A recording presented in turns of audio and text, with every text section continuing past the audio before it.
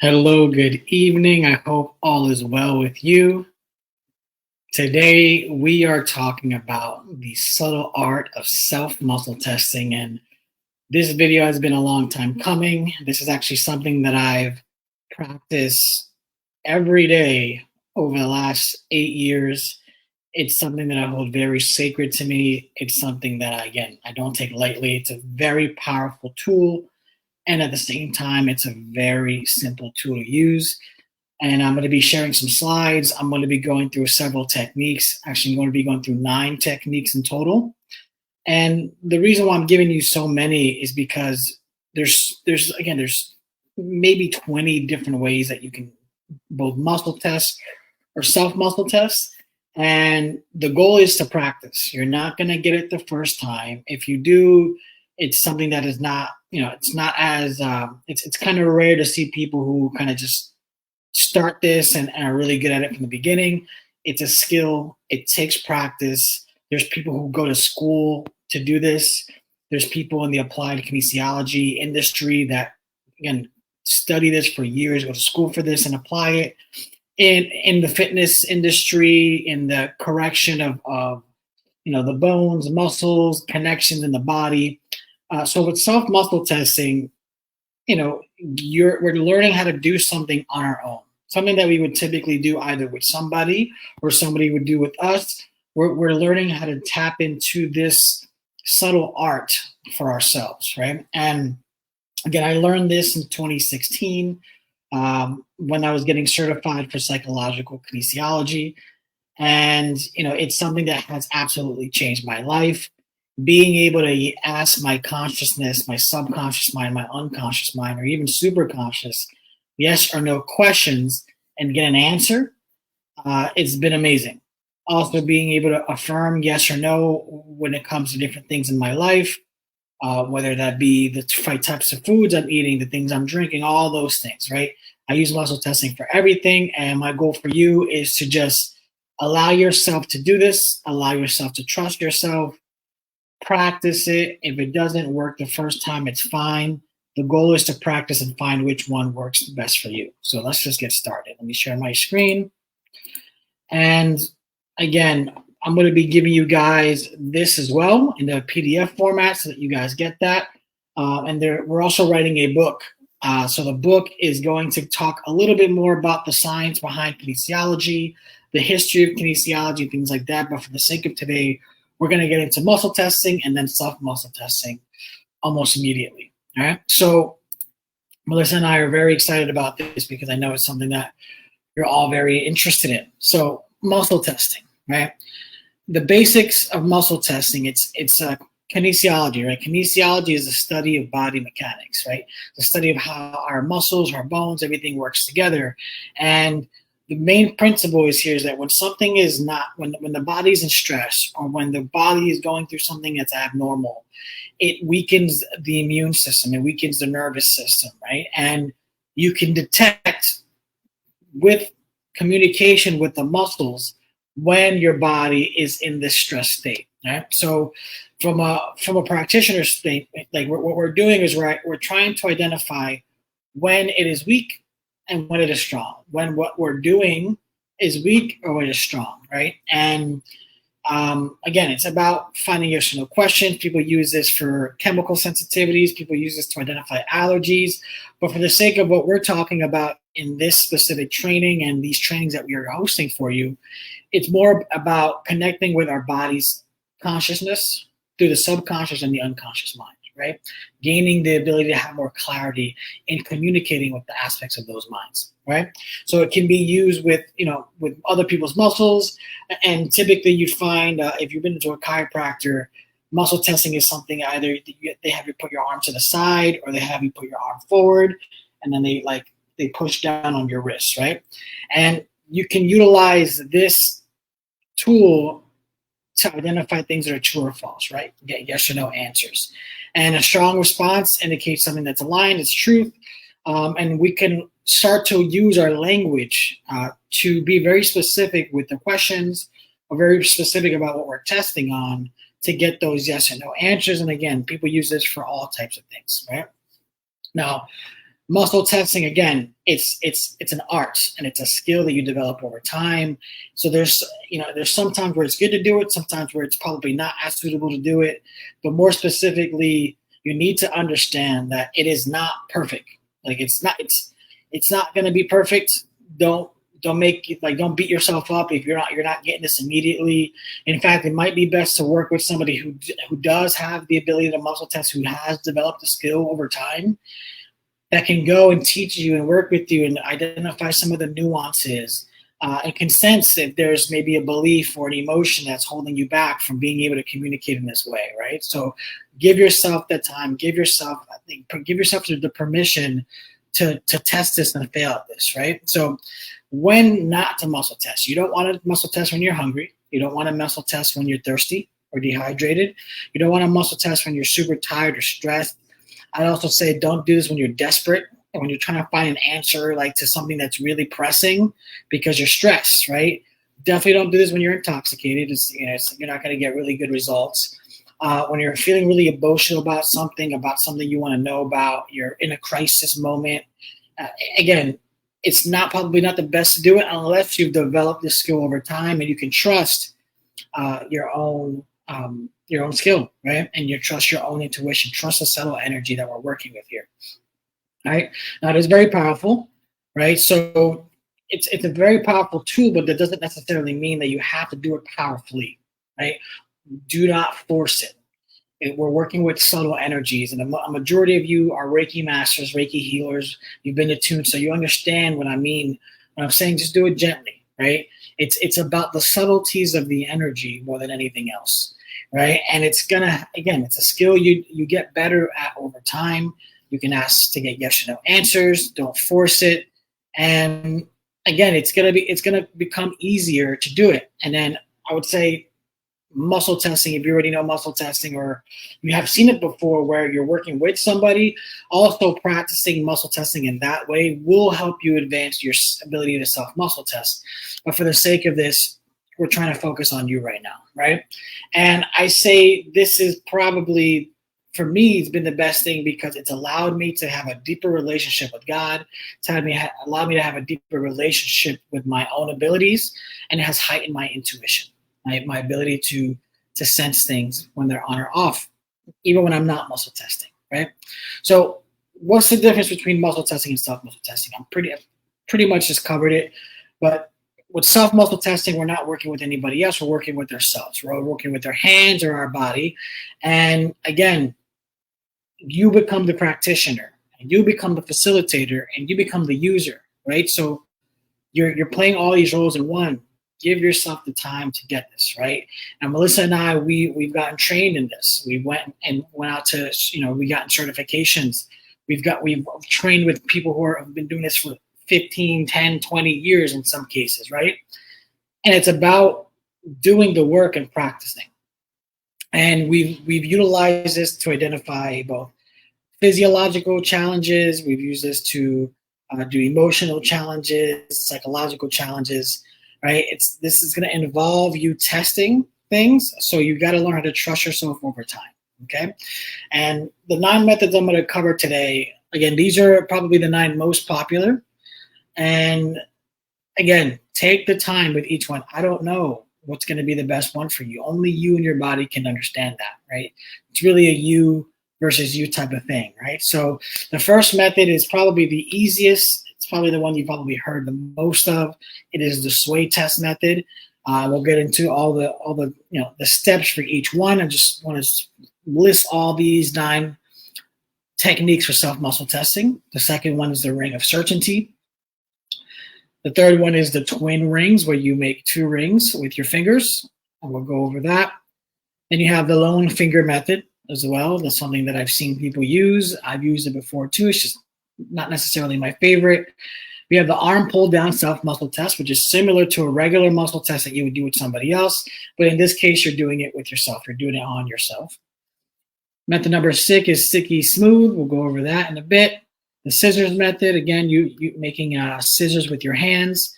We have the pendulum method as well for those of you who are more inclined to use the pendulum when it comes to communication or dowsing or things like that. And method number 9 is the visual kinesiology method. That one's going to require you being able to see yourself, you using a mirror. Okay, so let's get right into it.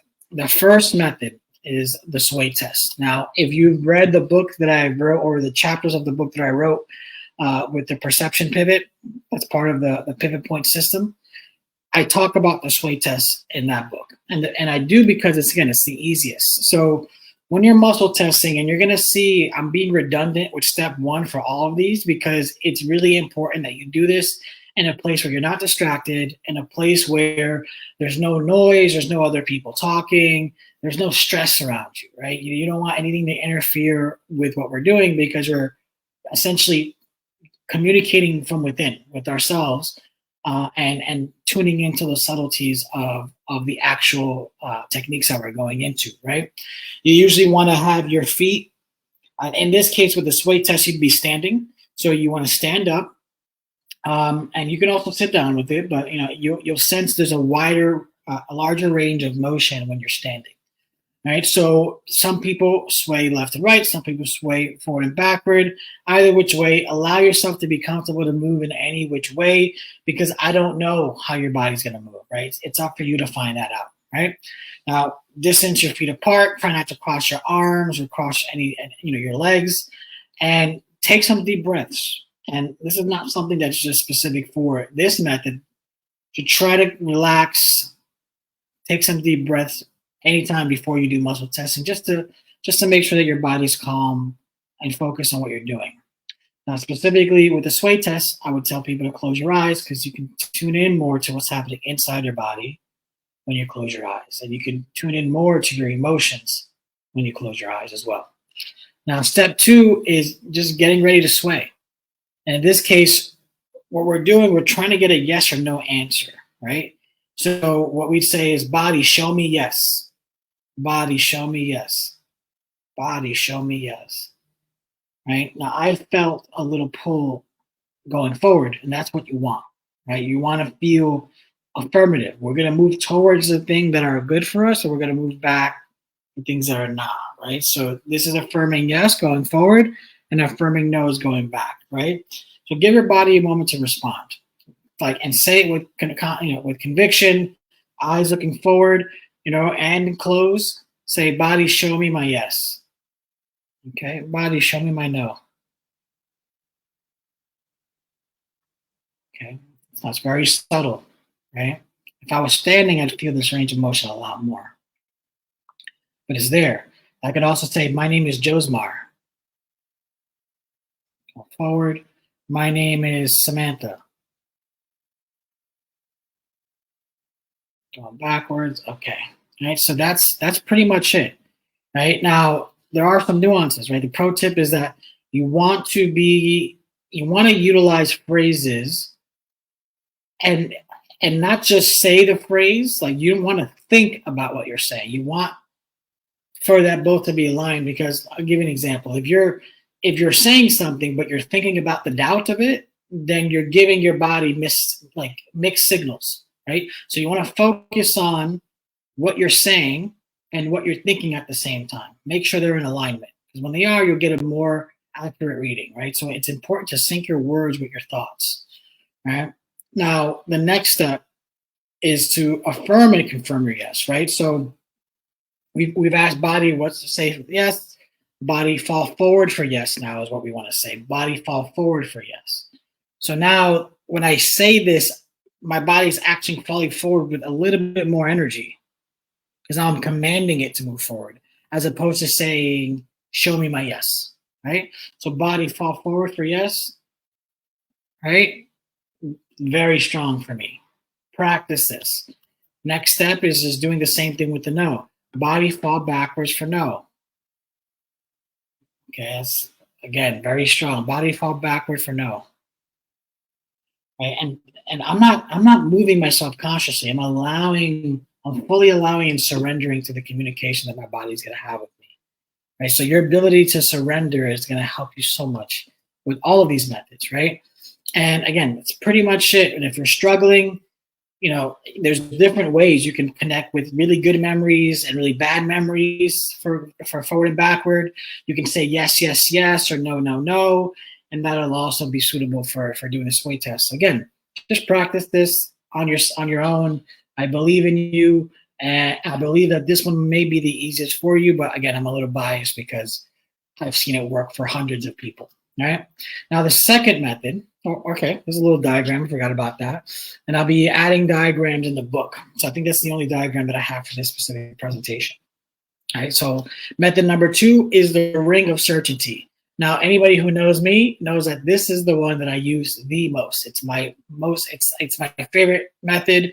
Sometimes it looks a little weird, and I don't care because it works well, right? Same thing, legs uncrossed, set the stage. You can do this sitting down. You can do this standing up. I can do this. I can do this. I can do this driving. I can do it laying down. And I definitely would not. I would say do not do this while you're driving. I just got really good at this. I've gotten to the point where I don't even need to use hands or anything to muscle test, right? And it's possible if you practice this over and over and over again for years, right? In this case, we're setting the stage, sitting down. Now we're going to form a magical ring, right? And I call it magical ring because it can be magical if you want it to. So you're going to extend in this case, I use my left hand to make the ring of certainty, right? So I extend my left hand. If you are right, if you're left-handed, you might want to do it with your right. Again, it's up to you. Practice with each. Test it. The good part about muscle testing is that you gotta test to get really good at it, right? So left hand, I make a ring, palm facing me, and I usually do it with my index finger and my thumb. I could also do this with virtually any finger, right? And I'll urge you to do that later on. But yeah, I do it with my thumb and my index finger, and then I use the index finger for my right hand. And what I'm doing is I'm creating a ring here. I'm trying to keep this ring as sturdy as possible. I want to make sure that this is firm. And what I'm doing with this hand is I'm going and trying to break this ring. Okay, right now I'm affirming it, so it goes and it's pretty strong, right? And you're going to see the subtleties. You don't got to be like super strong with this. Be very subtle at first, right? It's going to get to the point where you don't even have to go all the way. You're going to feel the resistance from your finger, from the ring, and know that you're getting a yes or no response, right? So just keep the grip here with this hand, and it's just trying to break the ring. So watch this. Yes, yes, yes, yes, yes. It's pretty strong. No, no, no, no, no, no, no, no, no, no, no, no, no. So it's breaking when I say no. Another example, my name is Josmar. My name is Samantha. My name is Samantha. My name is Josmar. Samantha. Josmar, right? Again, this is my favorite way to do it, so it's very strong for me. When I do it, you'll also get very strong the more that you practice. Now, you can switch it, right? To say I can also do it with this finger. I can do the ring with this hand and use this index finger to do it. Again, I can do it with any finger, right? Because I've practiced a lot, right? And that's what I want you to do. Practice different things with different, use my name is. I just broke this down here. I made it very, very thorough. So if you are confused about this, you can literally read this over and over again. But you'll see that we're repeating the same steps over and over again. My name is somebody else. Yes response, no response, right? And in this case, I want you to practice. For you, it might be the middle finger and the thumb. It might be the ring finger and the thumb. Whatever it's going to be, just practice, and you're going to find that some methods are you have an affinity for some methods versus the other ones, right? And for method 2, like tune into your unique response, right? Like pay attention to how you feel, even inside your body, when you're doing this specific ring, because again, there's something happening here. This is the magic of the ring, but you might also feel some sensations in your body, right? When you're affirming or when you're not affirming, or when you're affirming the opposite, right? So method number 3, again, we're gonna breeze through these, right? If you need to pause and practice, please do. If you want to watch this full thing and then start practicing afterwards, whatever works best for you, that's what we're here to do. right? Again, the next one, setting the stage, very similar to the other one. And actually, in this case, we're using 2 rings. So we're making a ring with both hands, right? For me, the strongest is the thumb with the index, but also the thumb with the middle finger is also pretty strong, right? So I want you to envision and form these twin rings, give them strength. They're your guardians in this process, right? And you want you to interlock them. Interlock them, okay? And then you start affirming your truths from there, right? So my name is Josmar. My name is Josmar. My name is Samantha. My name is Samantha. So one of them is breaking. Sometimes both of them break. My name is Bob. My name is George. My name is Josmar. Okay? And just observe, right? Use the same instructions from the other methods. Use your name, not your name. Yes, no. If you want, you can turn into a good feeling and a bad feeling, a good memory and a bad memory. It's using that polarity to understand the subtleties, right? And you want to practice with different finger combinations, right? I know people who use the thumb and their pinky for it because their pinky is like a little bit more sensitive, and it like gives them the certainty that they need. Try it with all fingers, right? Try it with all of them and pay attention to the differences between them, right? Method number 4 is the lone finger method. I used this method when I first learned how to muscle test. It's not necessarily my favorite, like I've shared before. And you're going to want to use a smooth surface like a table or something like that. For the sake of this example, the laptop is a little bit heightened. So I'm going to just use this right here, right, as an example. So take a moment, center yourself, breathe. Because this one, again, takes a little bit more conscious effort, right? So you want to choose a finger. You could use an index finger, your middle finger, ring finger. For me, the easiest is the index finger. And you want to lift it up, right? It's the chosen finger, it's the one that you're using. And you want to imagine it like it's an arm, right? So like we muscle test with our arm, we're basically muscle testing with this, right? And this is why you need a type of table, right? So what you're going to do is you would typically push on the finger. My name is Josmar. My name is Josmar. See how it goes back up? My name is Josmar. It goes back up. My name is Bob. And like it's weaker. My name is Bob. I'm still resisting it, but I noticed that it's easier to push down when I'm saying somebody else's name, right? Or let me close my eyes, say yes, yes, yes, yes, yes, yes, yes, yes, yes. Very strong. No, no, no, no, no, no, no. See, it's a lot weaker. In this case, I can almost sense where it's like the knuckle was getting weaker. Almost like how with a muscle test, it's actually weaker in the shoulder. So yeah, again, try it out on the table. Affirm your truths, but experiment with other finger combinations. Maybe your middle finger is better. Maybe your ring finger. I don't know, right? It's about discovering which one is the best for you. Now, the arm pull down is very similar to what you would do working with a chiropractor, with a kinesiologist. Again, typically they either have you put your arm up, put to the front, or your arm to the side, parallel to the ground. Sometimes they even do this with their feet. Chiropractors also like to do adjustments with their feet, and they're basically muscle testing, whether you knew that or not, right? In this case, uncross your legs for sure. You don't want to have anything crossed. Release any tension in your arms, especially because this one's a little bit more intense. And I say intense because it just takes more muscles to do it, right? So in this case, you're going to understand what the baseline is, right? Understand so stand naturally, lift your arm straight out in front of you, right? And maintain the position without any effort. Like, don't force it, just put your arm out. And then start to ask yourself, think about a statement related to your well-being, right? Or just simply ask a yes or no question, like, my name is Josmar. My name is Josmar. All right, so my name is Josmar. Okay. My name is Samantha.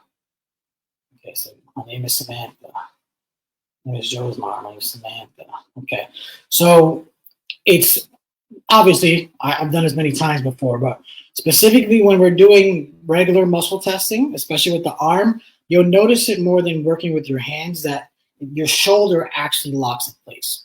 So what's happening, a little bit of the science behind it, what's happening when you're testing is that you're saying something and your brain is starting to think about whether that's true or not. So with your name, you've been using your name your entire life. Your body knows that's your name. When you affirm something that is true, your body remains strong, right? Your body remains strong. And when you do that, it sends a message from your brain to your muscles to be strong. When you affirm something that's not true, your subconscious mind has to then think about when it was true. And because it's trying to search for something and it's not certain, you're going to get a weak response. That's what's happening with muscle testing, right? So specifically with the arm pull down, just practice it. Like I know some people who do it with their arm straight out. I know people who do it where they bend at their elbow and push down on their elbow like this. This is also a good method to use. And just make the statements, right? You can use this with anything like chiropractors, kinesiologists. I know biomagnetists who use this for identifying which supplements to use, which foods serve you, which foods don't serve you, which drinks serve you, which drinks don't serve you. You can identify allergies with this process, especially if you work with somebody who's really good, right? So we're just applying pressure down. We're not trying to be forceful. We're not trying to break our arms here. It's being very subtle. My name is Josmar. My name is Samantha, right? Well, it doesn't lock, and that's how I know. That's how I observe the response that I'm getting, right? So again, when you're first learning this, just pay attention to the little subtleties, just pay attention to when you're strong, when you're slight, and again, the goal is to ask very clear yes or no questions, right? Or to affirm true or falses, or ask questions that have yes or no answers, right? So observe the differences. You'll notice sometimes when you're saying something and you're thinking something different that you'll get a muddied response, and then you have to test again, right? And that's natural. Just practice it. You're going to get better at this over time.